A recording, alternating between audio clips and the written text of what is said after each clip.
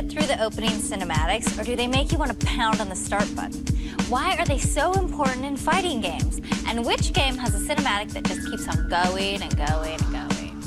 It's time to butter the popcorn and slide back in your easy chair, because we're about to break down the greatest opening cinematics of all time, right here, right now, on Filter.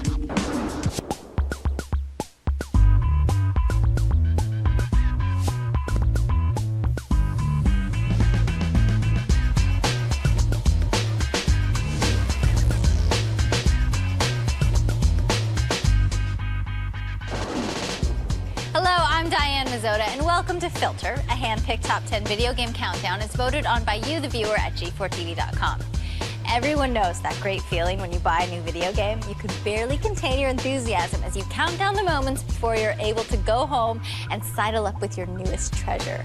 But somewhere between tearing off the shrink wrap and working the joystick for hours on end, there's a little formality to attend to: watching the opening cinematic.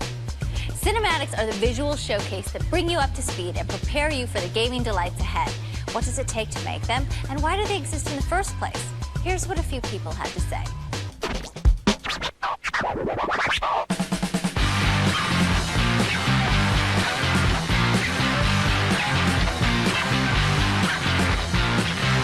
Cinematics go by a lot of names. There's a lot of different ways to describe them, but basically cinematics are the things that happen when you're not in control in the game. Full motion video, animation of some sort that explains the story, either helps set up the plot or help further the plot.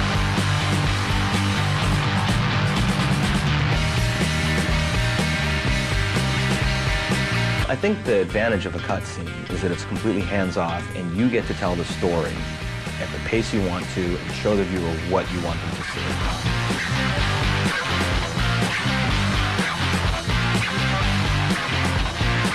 It's one of the opportunities that you get to show the character from the front. Because 90% of the time you're looking at the back of their head.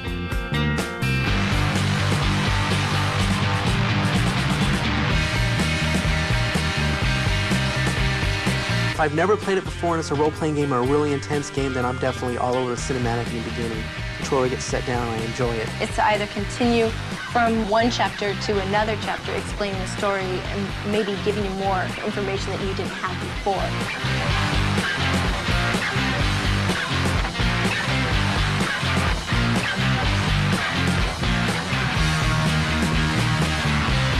New graphics, the transitions are being really smooth, and you're seeing more and more of them to work with the gameplay.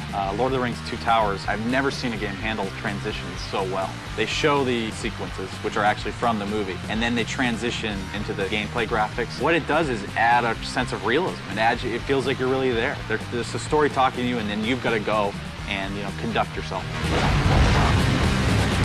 A lot of people I know actually go back and watch the cinematics over again. They're not playing the game, they just put in the disc to get back and watch those movies again, because they're really, really beautiful and really, really cool. It's not surprising that the Final Fantasy folks decided to make a movie, because they're really, really good at making those kind of cinematics. Now, I know you're used to our top 10 format, but this episode calls for something a little different. The cinematics we're about to show you are more than just eye candy. They're like mini movies. And who wants to watch half a movie, right? That's why we're going to shorten the countdown to 5 games so we can enjoy each cinematic in its entirety. Time is short, so let's get to it. The battle for the top spot begins with one hell of a battle. The opening movie to Medal of Honor Allied Assault scores big with fans as it mixes hyper-intense action sequences under a narrative which summons one man to save the day. It's the perfect call to arms, and that makes it perfect as your choice for number 5. Enjoy the show.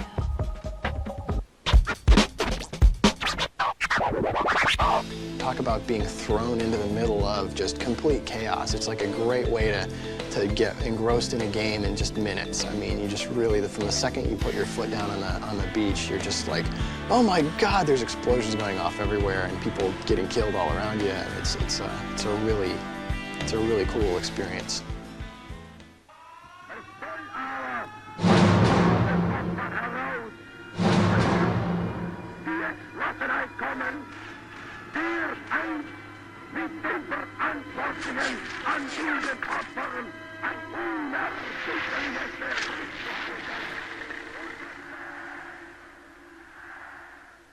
You have been assigned to a mission few would qualify for. A mission few would survive.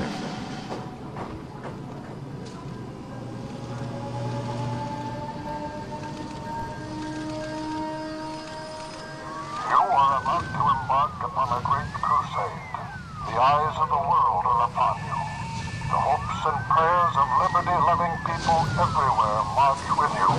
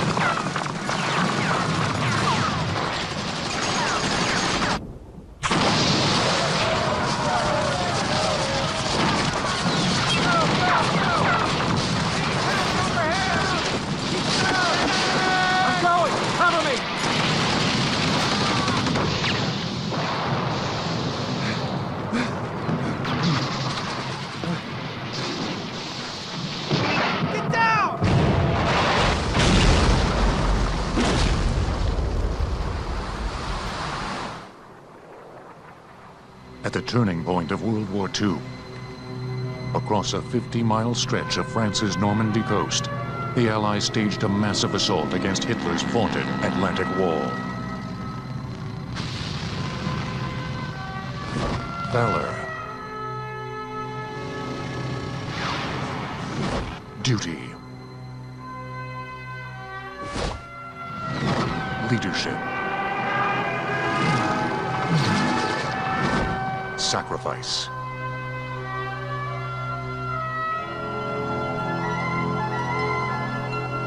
Can one man truly make a difference? Well, that depends on how well one man can truly work a joystick. All right, it's time to switch reels, but when we come back, we'll keep cruising our way through the cinematics that slay. Will a crafty war reign supreme, or will a Final Fantasy have the final word? Stick around and find out when Filter returns.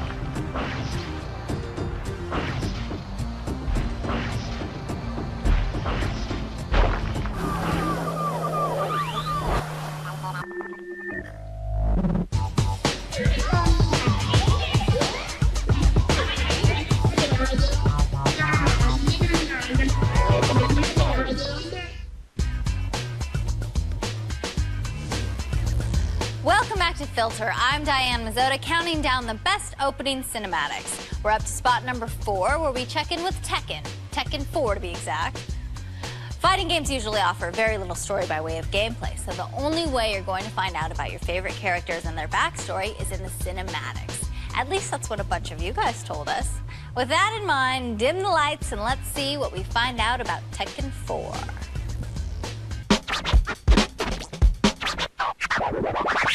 That's what excites me about the way that the graphics are, the cinematics, the CGIs, is that it's movie quality. And I enjoy that because the biggest key in video games is just interactive, and it's just feeling a part of something, and to be a part of something that epic, that's exciting.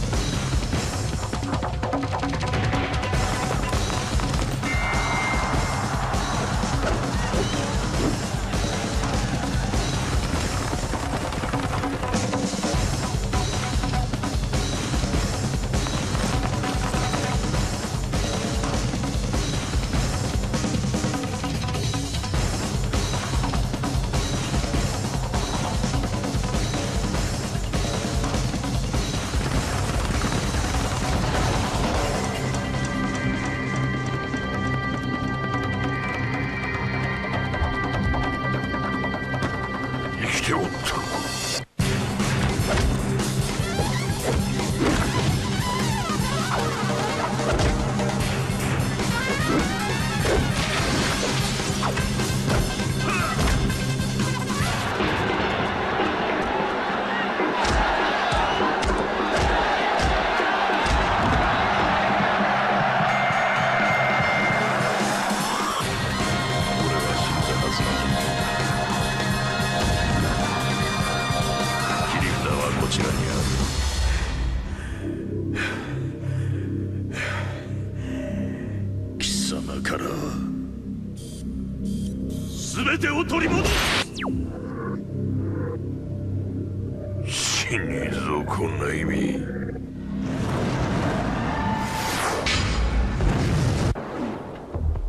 Who are you calling a fool, buddy?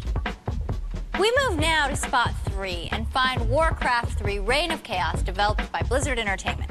Blizzard has long been notorious for crafting some of the best cinematics in the business, and this may be one of their finest yet. You chose it for the countdown because it's a perfect example of what it means to build to a climax, and we couldn't agree more.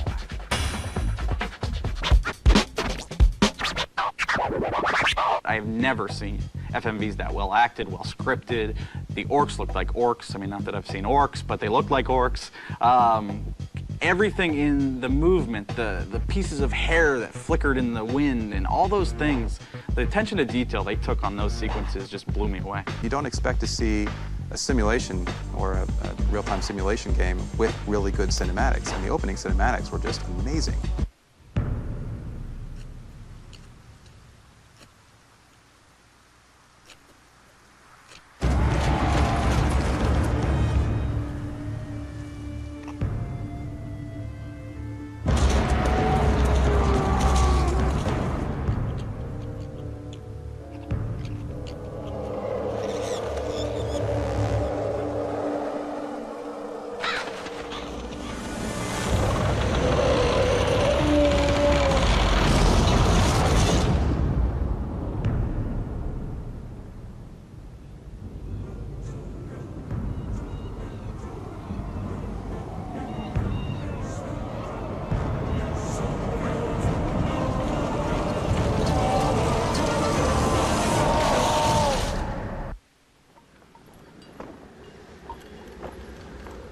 We never paid any heed to the ancient prophecies.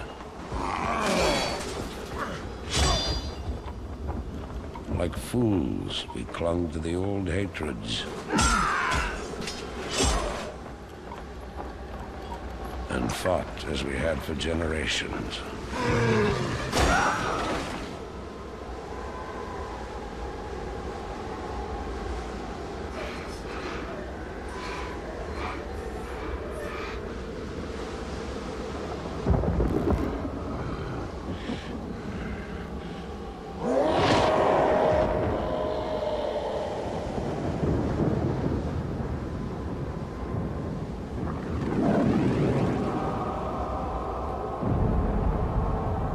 Until the day the sky rained fire, and the new enemy came among us.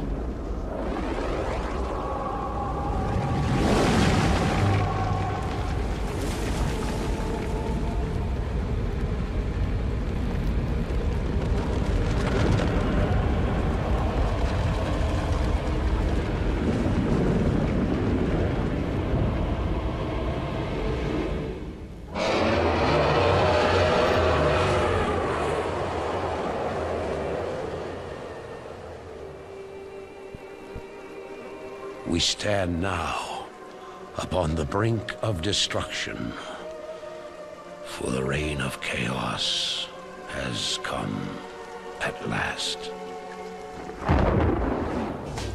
Wow, that's a tall order. Speaking of tall orders, we've still got a pretty big one to fill as we pursue the greatest opening movie ever. Does Team Sakaguchi take the cinematic cake, or will Kojima-san and company steal the show? Find out when Filter returns.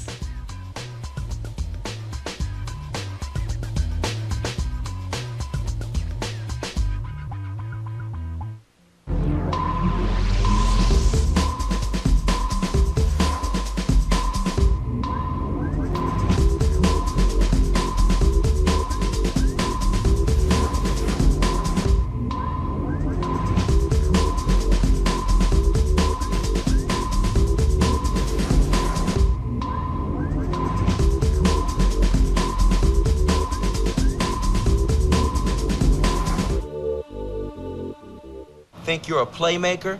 Prove it!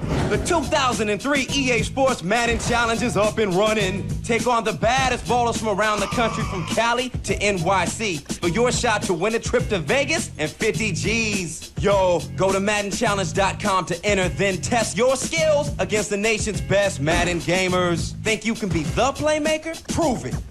This month we're going deep in Chicago, Indianapolis, Minneapolis, and Green Bay.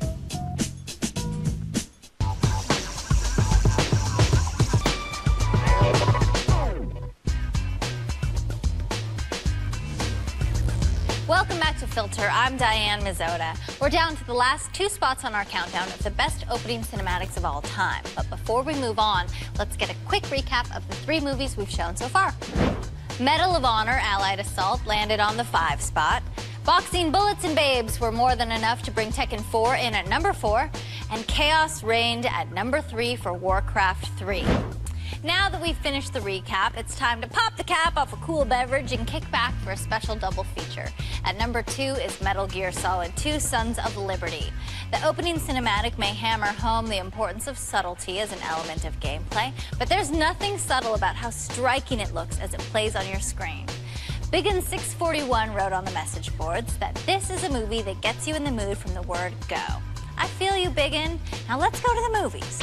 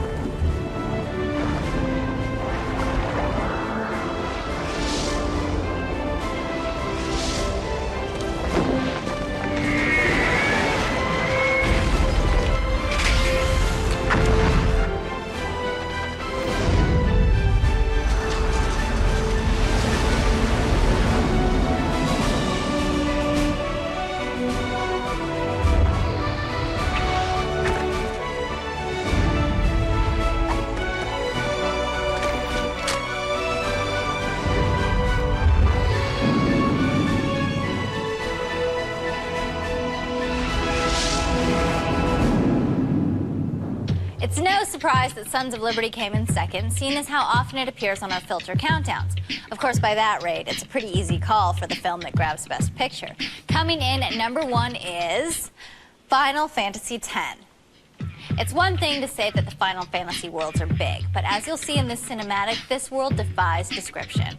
Okay, so I lied earlier. We're not going to show you the whole thing because it's just too damn long. You'll have to settle for 3 minutes. But oh, what a beautiful 3 minutes they shall be. Here's your choice for Best Picture. I think the Final Fantasy series has always stood out as the high watermark for cinematics in my mind. Every single Final Fantasy has tried to, I think, best the previous Final Fantasy as far as quality, and story depth goes. They were beautifully rendered. It helped the storyline a lot. You finally had full voice acting with the cinematics. It was really great to look at. It helped bring you in.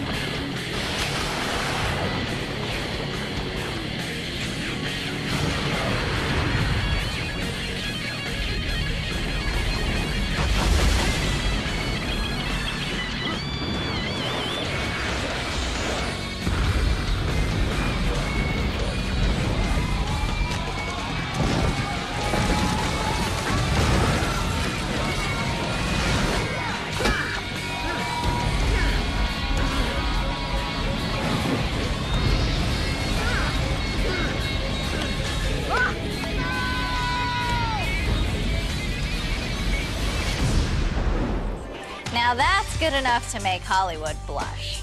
Well, that wraps up this episode of Filter. Remember, the opinions expressed on the show are yours, not mine, so make your vote count on future episodes by logging on to the Filter show page at g4tv.com/filter.